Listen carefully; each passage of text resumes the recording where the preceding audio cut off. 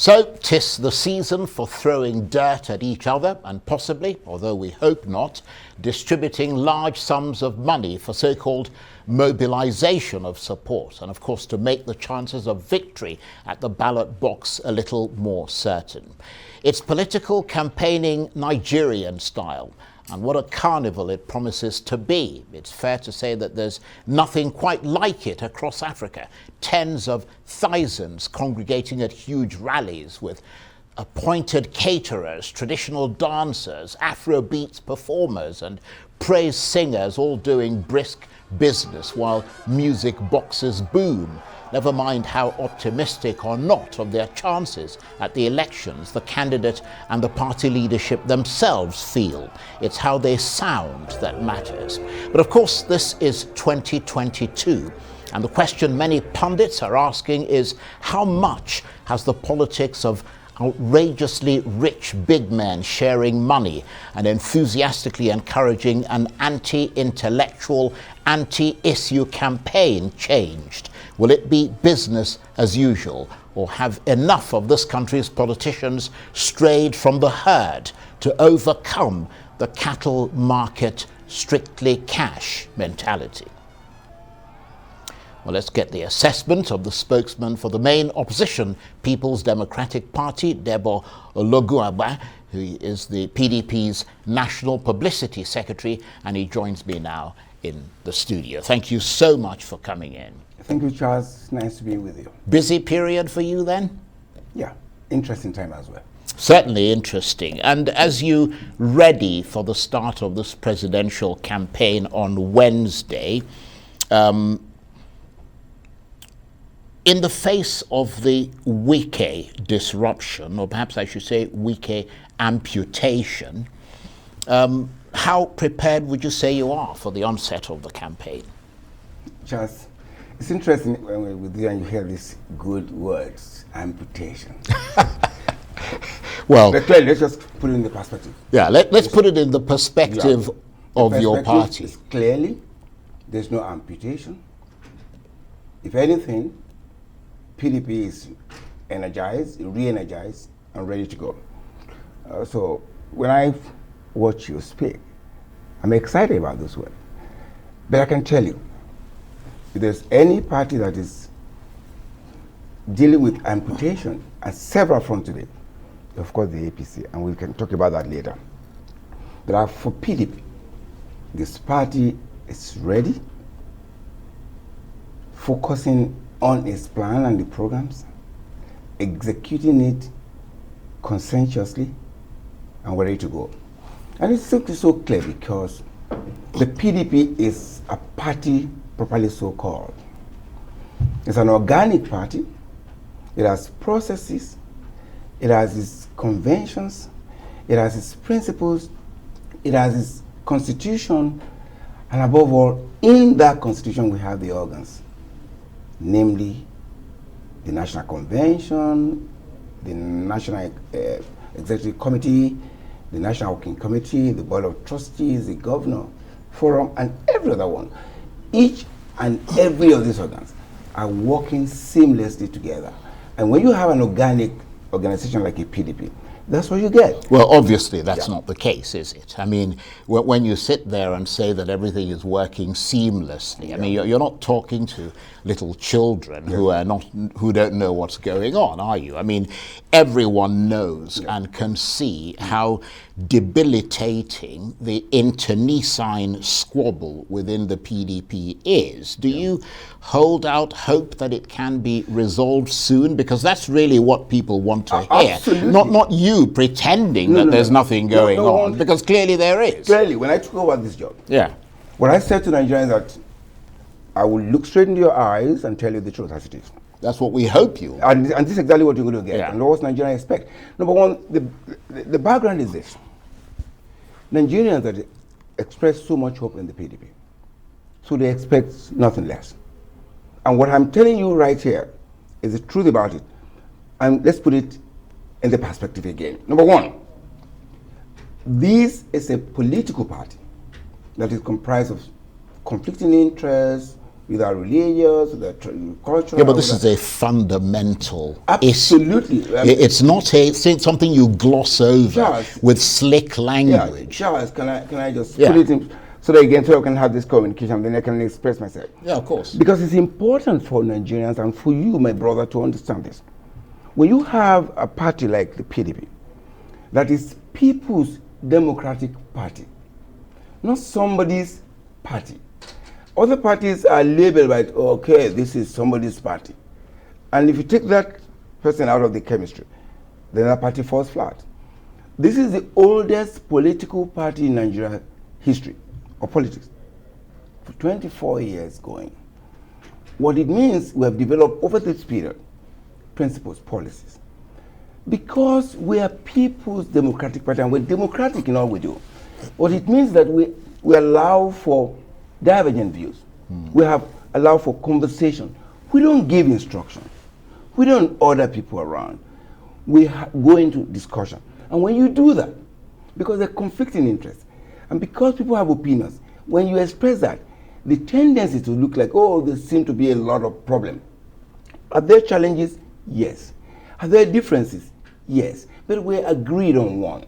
Yeah, but we agreed on one issue. Yeah. The fact that as a party and as stakeholders and everybody, we believe that number one, Nigerian project must not fail. And Nigerians are rallying around the issue about the fact that we need to have a mission which is to rescue this country from the precipice that the APC has put on the last 7 years. Yeah, but your party is divided down the middle. You've got a group that is pretty formidable. They've got several governors, they've got lots of ex-ministers, powerful people within the PDP. And to make matters worse for you, the campaign starts in a couple of days. They've walked out of your campaign council. That's a serious problem, so don't downplay it. Tell us how you're going to deal with the problem. We're dealing with that because we're an organic party that has structure that's working. Look, let me put this clearly. In organizations like this, that is made up of Democrats, we don't give orders, we discuss. Because we have the multiple layers of conversation that I referenced earlier, this is ongoing. Note it. When you have human organization with this kind of complexity, you have negotiation, you have discussions. Because it's not a 100-meter dash, it's a marathon. Yeah, but those negotiations have failed. That's why they walked out of your council. They haven't failed. You assume they have failed.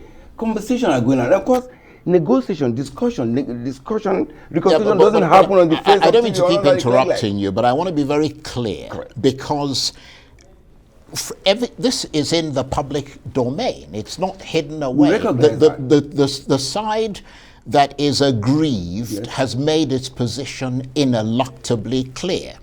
It has said that you need to do certain things for reconciliation to take place. So the question is, which is more desirable for the PDP? Iyorchia Ayu's chairmanship or Nigeria's presidency, or at least your attempt to get that presidency as a united party? Again, what you have done is to place two issues on the pedestal. Yeah, but that's those are the issues. But I tell you this. I mean, we should be talking about your campaign rather than talking about this. No, again. And that's the point I'm making. That's how fundamental it is. Very fundamental, we recognize that. Yeah. But Charles has said to you, when you put this or this, in the context of negotiation, you must go by the rule of law. This party has a constitution. This party has convention, has principles, and it follows that process. We have said that we will go with the constitution. And it's not about whether you prefer this or prefer that. That's based simplistic. We should go to the issues, really. The desirability or otherwise of any decision is for the party to take a decision. When it does, we implement that. But that will be in consonance and consistent with the Constitution. And that will then put us in the pedestal where we want to be, a government of rule of law. Yeah, but because that is the Constitution. You're talking about negotiation. Correct. And then at the same time, you're talking about how you are stoically in in one position. I mean, how is negotiation going to take place when these guys say this is what we demand, and you're saying this is the inflexibility? No. Let's put it. No. We are never inflexible. These are democratic institution, a party that's been here for more than 2 decades.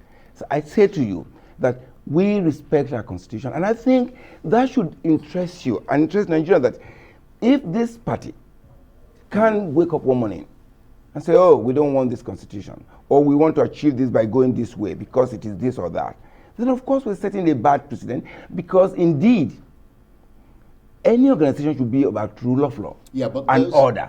And in the process of that, because negotiation is a moving target, is a marathon, as we proceed down the road, of course this is going on. And I'm telling you,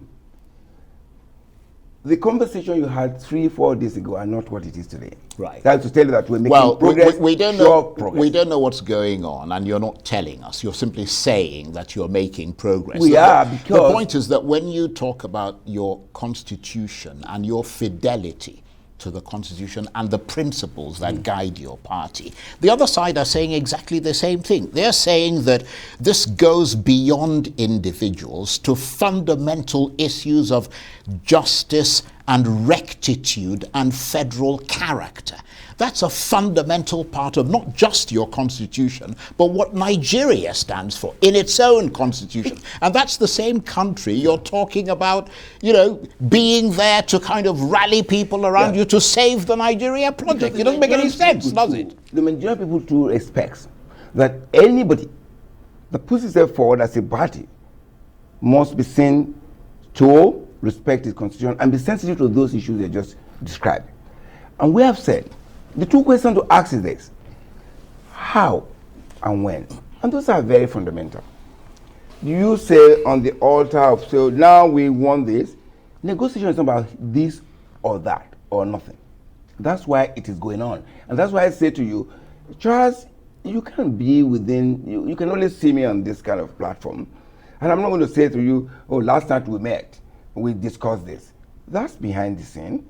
All I need to come back to you is say, oh, we as a party, consistent with our own capacity to be able to resolve differences in between us, we're working, and it's a work in progress. And because it is a marathon, we're working on that. Well, and that's required. It's not quite a marathon. You've got 2 days to the start of the campaigns and a few months to the elections. No, the campaigns, yes, but to the elections, it's not over until it's over, even to the finish line. Okay, let me say this, okay? Let's assume that, because you are a trustworthy man, that's why you're the spokesman of the party. Let's assume that there is a lot going on, presumably behind the scenes, and that you're making progress.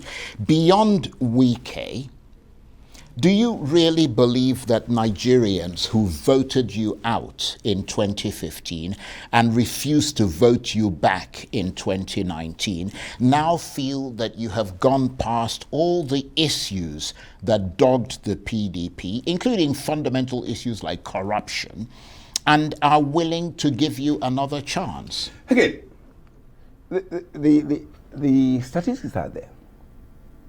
The challenge for PDP now... What statistics? The statistics refer that in 2015. Right? And Nigerians know better. Well, you lost the election. No, well, let's put it down. And we can do a post-mortem of that election. Nigerians know better now. And Charles, you know that as well. Well, I don't know what you're Okay, well, I'll tell you that. So we can have this conversation.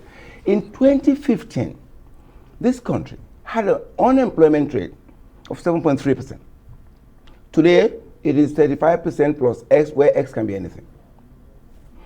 The inflation rate in 2015, when PDP was in government, was hovering between 7 and 10%. Today, officially, it's 20-point-something%, and it's counting, where it is plus X, where X can be anything tomorrow. The exchange rate in 2015, when PDP was there, and today is 730 today, Nigerians can make a determination. The one that concerned the poor man on the street, the sachet of water, was 5 naira in 2015. Today is 20 plus X, where tomorrow morning you can be 25. These are statistics, not all speaking. Yes, those are records. That is a fact. Nigerians can connect to that. That this is a country that paid up its debt of about $30 billion. And then you have the highest number of destinations in terms of foreign investment in this country. The stock exchange market was 14 trillion at that time. We know what it is today. Nigerians are making that determination, not what we say. It is what they know. I understand what you mean, but that doesn't So mean that they think it's you who will solve that problem. Because they know that, you see, records is very helpful. Right. History is very helpful. And they have done what we can do, comparative analysis. Are you going to deal with people who lie to you, propaganda, and say so many things, and turn out to be lie? They promised us this. The APC said, they come in, one, we want to fight insecurity. We want to bring in economic, and then more importantly, we want to fight corruption. You know this is the government where you have 109 billion allegedly taken by one human being, and nothing has happened there. Yeah, but they were in this same government that we have gas cutting ventures, all those sleaze at the federal revenue, and the MPA, and what do we find? People in that are being rewarded as secretary of a committee of that.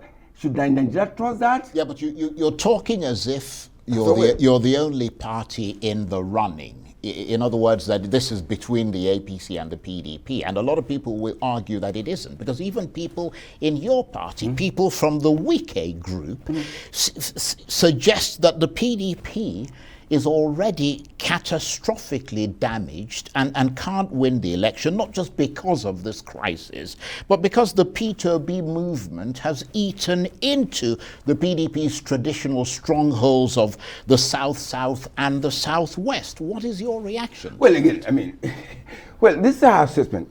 Someone last week confronted me and said, hey, there's an opinion poll indicating that a certain individual, a candidate, is on top. That.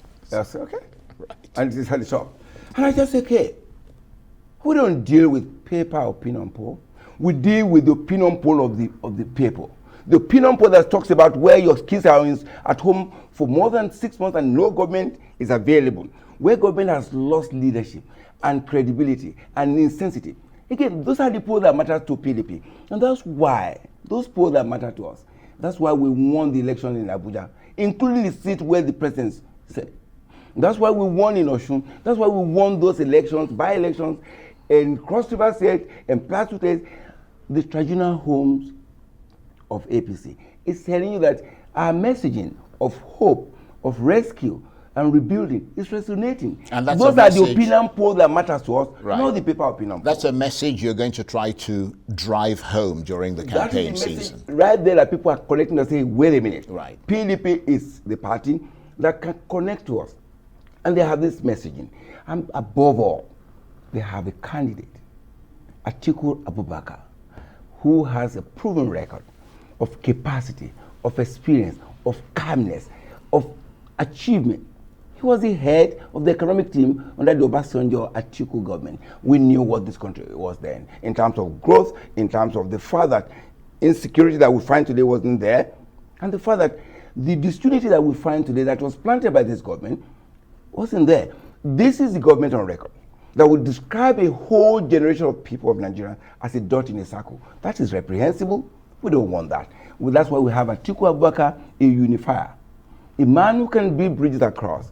Again, who is measured, who is calm, and who has the experience and the capacity and the reach to deliver. That's why Nigerians are connected to PDP. Well, let's and we are doing exceedingly well, and you know it. Well, I don't know about me knowing it. I am simply here as an independent arbiter. And I like that. Because and an objective arbiter. I love that. So let's talk about the technicalities of the campaign. Do you know where you're going to flag off that campaign? I mean, it's supposed to take off on Wednesday, and you're going to inaugurate your new campaign council, because, of course, a lot of people have left. Yes. We're inaugurating the campaign council. Right. This party has a program scheduled, and we're following through with that program. Recognize the need to bring everybody together. So we should expect that by Wednesday, the Wike group will be back in the campaign council. Again, you see, like I said, negotiation is not the matter of say 100-meter dash, it must be this hop, step, and jump. No, it's not a hop, step, and jump. It is a work in progress, because in any event, Governor Wike is a phenomenon in this party. We must recognize that. This is a man who has contributed a lot to this party, but he has equally benefited from this party. And I know I recall him it's on record. He said that he won't leave the PDP, even in his media shot, that he won't leave the PDP. But he says he's not going to support you. But I respect him because, you know, he's a man of character.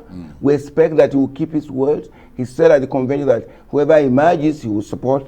I don't have anything to doubt him on that. But however, the PDP is ready. We're progressing as programmed, and Nigerians can connect to us because our messaging is resonating. We're going to be watching that very closely. Thank you very much indeed. It's a real pleasure to talk with you and share the benefit of your analysis. Debo Ologunagba is the PDP's National Publicity Secretary. He's also the party's spokesman. Thank you very much indeed. Thank you, Charles, for having me.